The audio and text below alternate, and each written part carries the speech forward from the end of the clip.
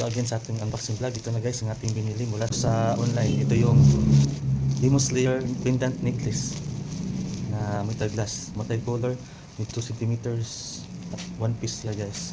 So ngayon guys, mag-unbox na tayo guys. Magubitin natin ito guys. Let's go. Guys, ito yung Demon Slayer pendant necklace. Buksan natin siya guys.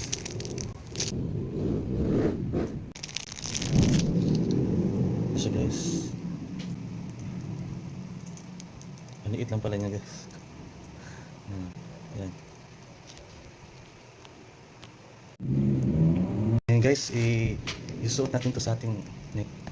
Kung kasya ba sa atin. Pag hindi kasya, meron naman tayong ibang ito, yung mahaba. Ngayon, subukan muna natin to. Kung kasya ba. Ayan. Okay lang. Yun guys, ganda niya guys.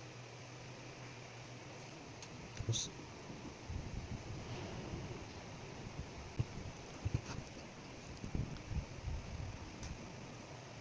yun.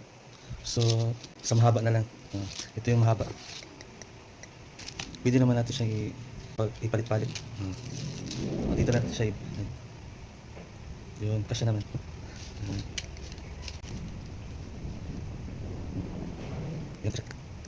So ito na lang. Huwag na ito kasi sakit sa neck. Ito lang.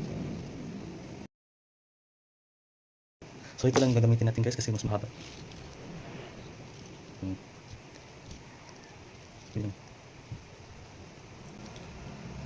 Susuot muna natin na yung cosplay na kimono para makita natin na sakto siya guys.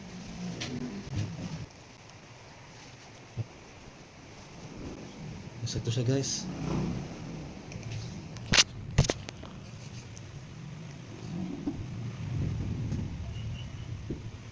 So yan guys. Ito yung Demon Slayer Moon necklace. Yan guys.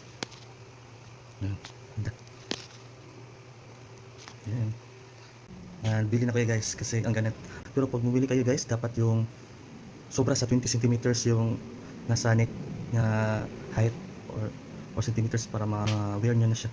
Hindi yung paikli lang pala yung 20 centimeters, dapat yung mas mahaba pa sa 20 centimeters. Pwede yung 50 to 60 centimeters.